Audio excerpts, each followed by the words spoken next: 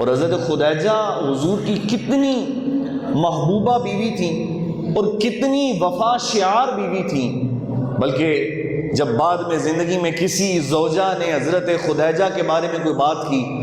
تو سرکار دو عالم صلی اللہ علیہ وسلم فرماتے تھے خدیجہ کے بارے میں مجھے کچھ نہ کہو، اس نے اس وقت میری مدد کی جب سب نے میرا انکار کیا،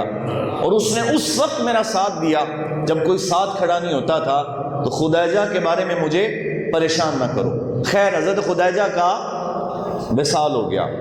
اور حضرت خدیجہ کی یہ شان بھی ہے کہ جب تک حضرت خدیجہ حضور کے نکاح میں رہیں، سرکار دو عالم صلی اللہ علیہ وسلم نے اور کسی سے نکاح نہیں فرمایا،